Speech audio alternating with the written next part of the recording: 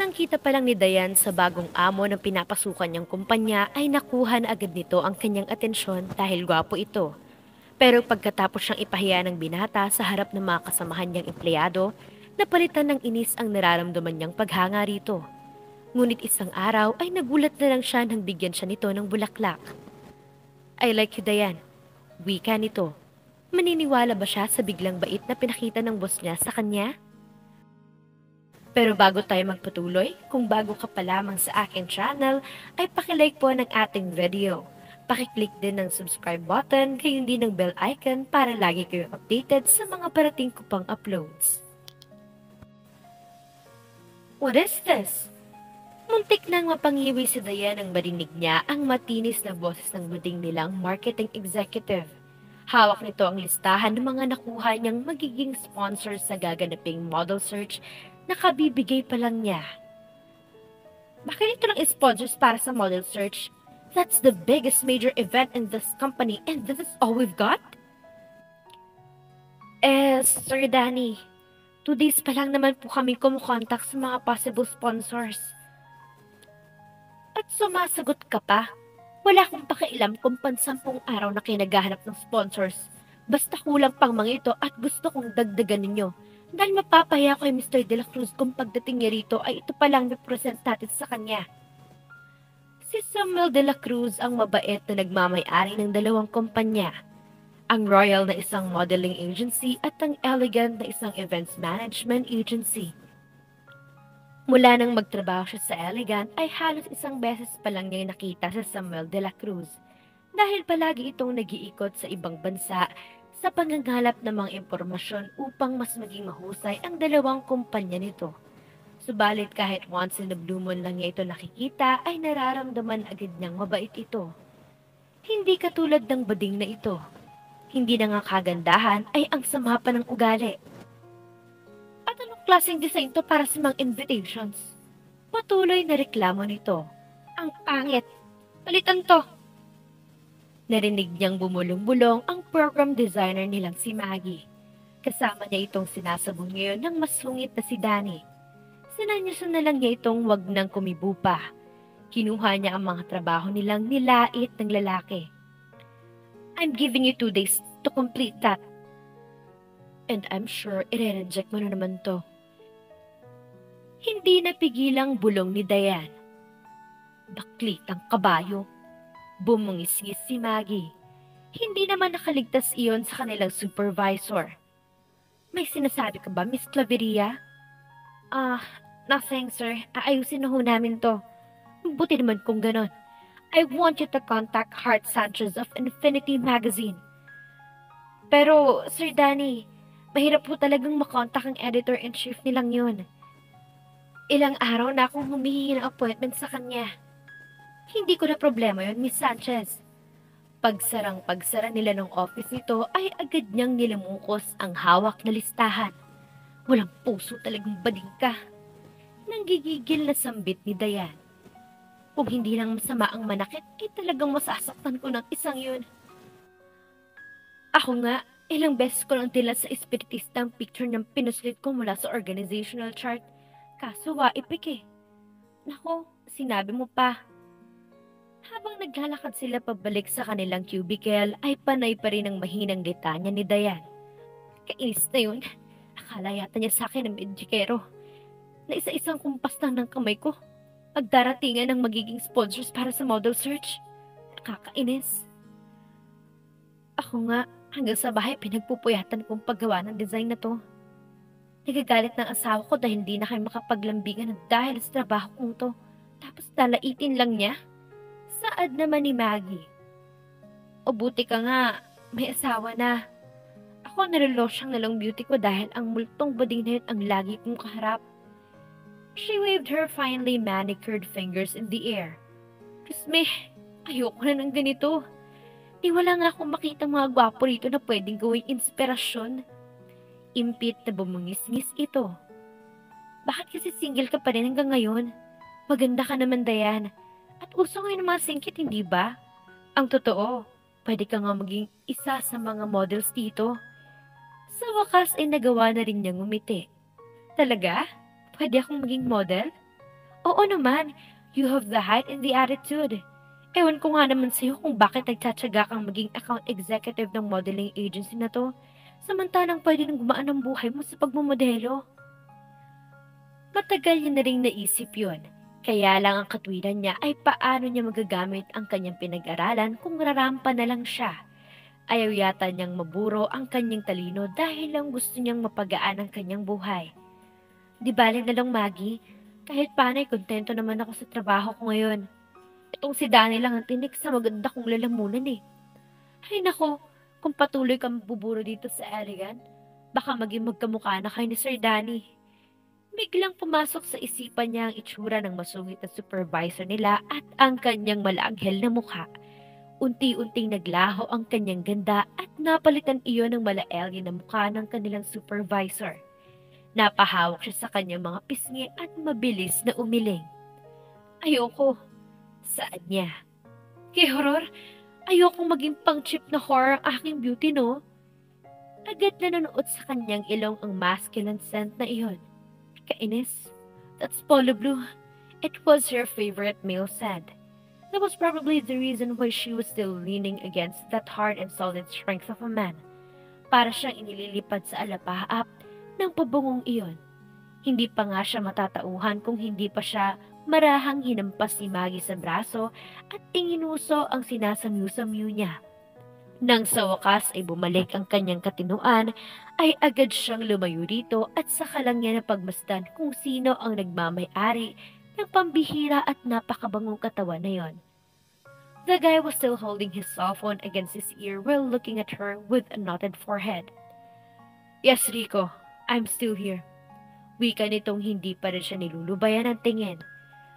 Pasensya ka na at may munting aksidente lang na nangyari. Yeah, it's me. Pagkatapos ay dumiretso na ang lalaki ng lakad patungo sa direksyon ng opisina ng kanilang supervisor. Nang tuluyang mawala ito sa kanilang paningin ni Maggie, ay saka lang sila nakapag-react. Oh my gosh! Who is that handsome boy? He smells so good. Napakagat-labi si Dayan. And that body, ang sarap niyang sandalan. Bagong modelo kaya siya? Cause he looks like a model or an actor. Napabuntong hininga na lang si Maggie. Kung wala lang akong asawa, lagot sa akin ng lalaking yun. Kung modelo siya, bakit kay Danny na yun siya pupunta? Naroon sa kabilang office ng Rayala. Napasinghap si Dayan. Hindi kaya kalaguyo ni Sir? Naku naman, Dayan. Napakaraming mas magagandang bading na nagkalat sa mundong ito. Bakit naman siya magtsatsaga sa masungit nating marketing executive na yun? Malay mo, galante si Sir Danny. Kahit na. At saka isa pa, sa kilos niya kanina, nang tingnan ka niya, parang hindi naman siya nangangailangan ng isang sugar papa. Mukhang mayaman naman siya at elegante pang kumilos. Anong gagawin niya sa office ni Sir Danny? Nang hindi sumagot si Maggie at parang gusto niyang manghinayang. Bakit ba lahat na lang ng mga may hitsurang lalaki na nakikita niya pag-aari na ng iba? Wala na ba talagang lalaking hindi sa pera nabubuhay sa mundo? Hayaan na nga natin yun.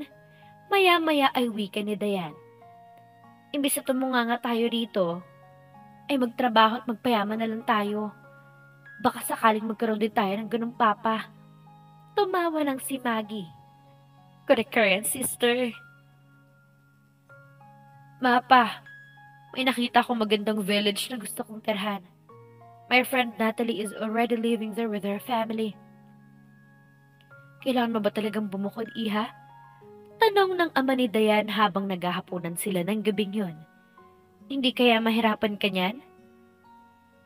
Sa tingin ko naman pa, kaya ko nang magsulo sa buhay. At saka malaki namang investment ang magandang bahay, hindi ba? Isa pa, nahiya na ako sa inyo ni Mama. Dahil hanggang ngayon, narito pa rin ako sa poder niyo. Kahapon ay birthday ni Natalie at sa bagong bahay nito sa Real Inville ginanap ang handaan. Nang makita niya ang lugar na yon, agad na ipinasya niyang doon din siya gustong manirahan. Tila kasi na-inlove siya sa lugar na yon. Hindi ka naman namin pinapaalis ha, sagot ng kanyang ina.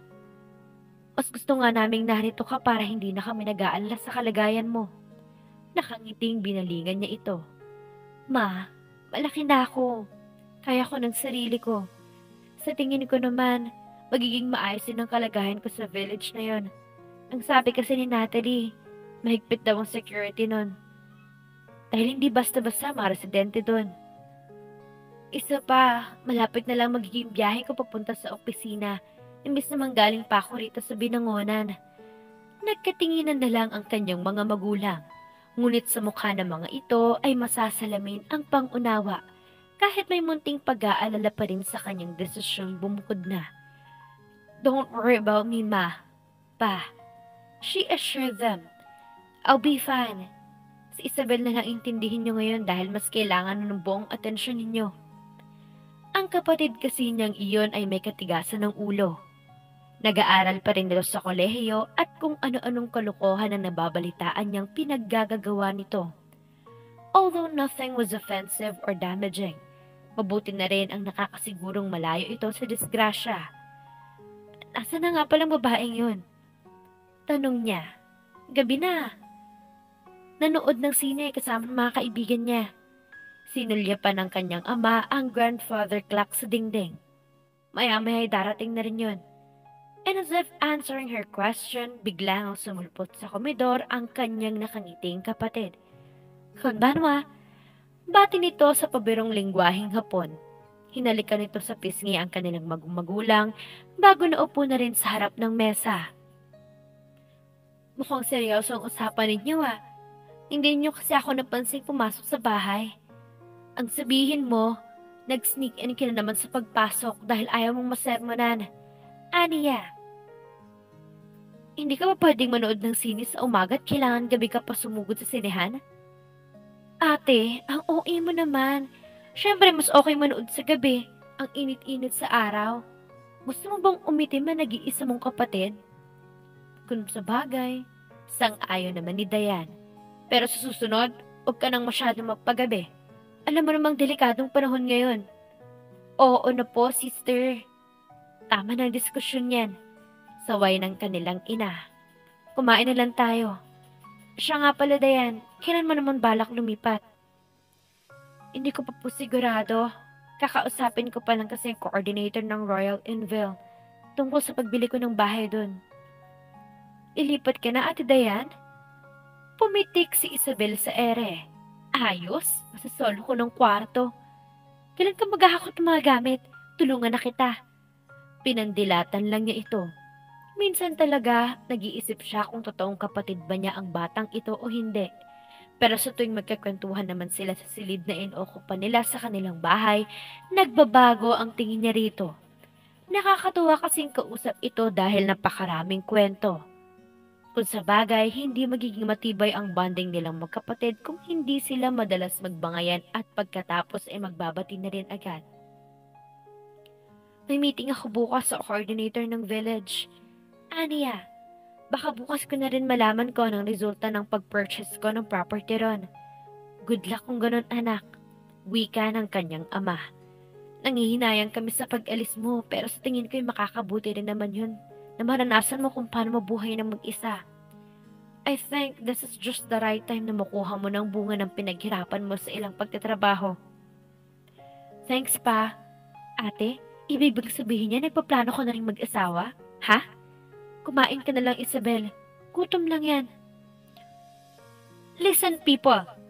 Mula sa podium ay pinagmasdan ni Dayan at ng buong staff ng Elegant ang pag-iingay ng kanilang paboritong si Sir Danny. Kaninang umaga pagdating niya, ay agad siyang nakatanggap ng memo. May emergency meeting daw sila sa conference room. Kaya ako kayo pinatawag lahat ay dahil may importanteng announcement na kung gustong iparating. Kakaibang tono ngayon ni Sir, no? Pasimpleng bulong sa kanya ng katabing si Maggie. Parang mabait. Dapat lang naman. Pagtataray ni Dayan. Dahil wala siyang karapatang magsungit. Now, mula sa araw ladies na and to, gentlemen, pansamantalang let's all meet ilipat ng Temporary ating Deputy Big Boss Director ang and General pagmamanage Manager ng of Royal Royal at Elegant. Elegant, Mr. Alejandro Tumikim de pa la ang Cruz. kanilang marketing executive na Alejandro tila de la Cruz? nahihirapan magsalita. Sambit ni Maggie. Hindi As of ba this moment, sa may ng pangalan will ng be may-ari ng handled dalawang directly by agency? Mr. De La Cruz. Hindi na siya nakapag-react nang Umugong agad makita ang kung bulungan sino sa ang loob pumalit ng kay Sir malawak Danny na sa likod conference ng room. podium. Kahit siya ay Mabilis naguluhan niyang sa sinabi napansin ni ang Sir biglang Danny. pagtahimik ng conference room Hindi nang ba tuluyang Mr. humarap De La sa Cruz kanila naman ang talagang matangkad na direkta lalaki? nagpapatakbo ng dalawang Oh my, agency? siya yung gwapong Tanong ni lalaki na Maggie. kabanggaan mo nung Ano nakaraang namang araw, di ba bago Dayan? ron? Pinagbastad Huwag mo niya na ang akong tinutukoy tanungin, nito sister. at halos Tutuwa manlaki akong ang kanyang pagbasa ng singkit reaksyon na sa mga mukha mata ngayon ni nang Sir makilala Danny. ang lalaki. Para kasi Siya siyang nga nawalan yun. ng trabaho dahil Bulalas ng pinalulunod dalaga ng kanyang sabay make-up. hilas sa blouse ng Look katabi. ko, Ano nga ulit sinabi dinugtungan natin pa nung una niya yun natin ng siya makita? marahang bungis-ngis.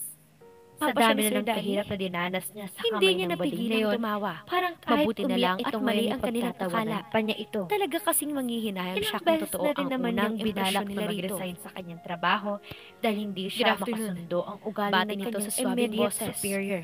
You're probably wondering why I'm here Pakiramdam instead of kasi my niya brother ay hindi Samuel. naman Well, na-appreciate ng unfortunately, management ng effort niya kasalukuyan sa siya kanyang nagpapagaling trabaho. sa kanyang sakit sa Amerika. Hindi rin niya Kaya maramdaman pansamantala ang ay sa akin tinawag na na muna niya professional pinamahala ang growth. dalawang kumpanya. Dahil palaging Hanggang may sa kanyang reklamo pagaling. ang supervisor Nakausap ko sa ng buong staff ginagawa ng niya. Royal at natuwa naman ako nang Hindi lang malaman siya na lahat sila ay makaporma sa mabilis ngayon tinanggap dahil ako may bilang mga plano pa pansamantalang siyang amo gustong nila. matupad at Dito sa kakailanganin opisina niya ang ng magandang Elegant ako sweldo mananatili. ibinibigay ng Dahil ang sabi ni Elegant. Mr. Ortega ay narito Now, nga raw ang private ladies and office si gentlemen, Samuel. let's all He meet was the really temporary good-looking. deputy director and Paano kaya general niya manager naisip of makalabuyo Royal ito and ni Sir Elegant, Danny? Mr. Naisip ni Diana ang Alejandro itsura de ng la dalawa Cruz. kapag nagkatabi. Alejandro de la Nakakatawa ang Cruz? pumasok na pangitain sa Sambit kanyang ni Maggie. imahinasyon.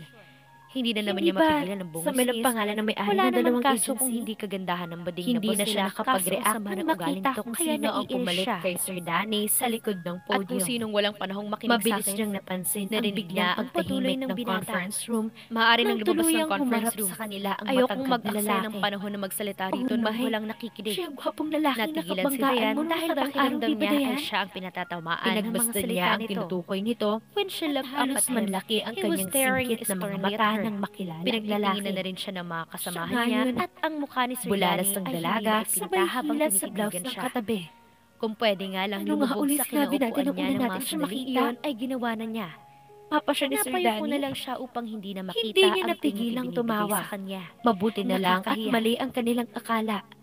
Ngayon Talaga lang kasi ako napahiya sa manghihinayang harap siya ng kung madlang totoo ang people. unang impresyon nila rito. Sa isang iglap, nawala ang anumang amor Good niya afternoon. para sa bagong amo ng Bati nito Elegant. sa swabing boses. Siya si Dayan Mendez. You're probably wondering why I'm Mass here instead of Communication my brother graduate. Samuel. Cum laude. Well, Walang sino man ang unfortunately, mga aring magpahiya sa kasalukuyan kanya siya gaya ng ginawa nagpapagaling ng sa lalaking kanyang yun. sakit sa Amerika.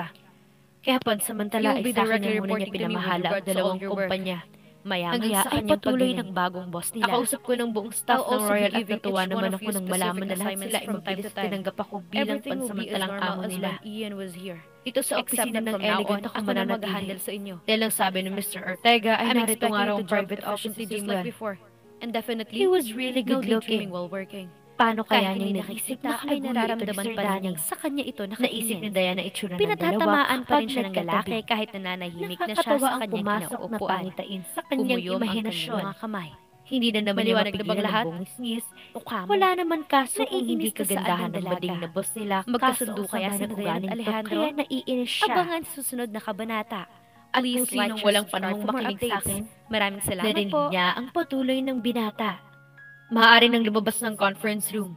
Ayokong mag-aksaya ng panahon na magsalita rito nang walang nakikinig. Natigilan si Dayan dahil pakiramdam niya ay siya ang pinatatamaan ng mga salita nito. When she looked up at him, he was staring sternly at her. Pinagtitinginan na rin siya ng mga kasamahan niya at ang mukha ni Sir Danny ay hindi maipinta habang tinititigan siya. Kung pwede nga lang lumubog sa kinaupuan niya ng mga sandaling iyon ay ginawa na niya. Napayo ko na lang siya upang hindi na makita ang tinging ibinibigay sa kanya. Nakakahiya. Ngayon lang ako napahiya sa harap ng madlang people. Sa isang iglap, nawala ang anumang amor niya para sa bagong amo ng Elegant. Siya si Dayan Mendez, Mass Communication graduate, cum laude. Walang sino man ang mga aring magpahiya sa kanya gaya ng ginawa ng lalaking yun. You'll be directly reporting to me with regards to all your work. Maya-maya ay patuloy ng bagong boss nila. I'll also be giving each one of you specific assignments from time to time. Everything will be as normal as when Ian was here. Except that from now on, ako na mag-handle sa inyo. I'm expecting you to job efficiently just like before. And definitely, no daydreaming while working. Kahit hindi nakikita, ay nararamdaman pa rin niyang sa kanya ito nakatingin. Pinatatamaan pa rin siya ng lalaki kahit nananahimik na siya sa kanyang kinauupuan. Kumuyom ang kanyang mga kamay. Maliwanag na bang lahat? Mukha mo. Naiinis na saad ng dalaga. Magkasundo kaya si Dayan at Alejandro? Abangan sa susunod na kabanata. Please like, share, subscribe for more updates. Maraming salamat po!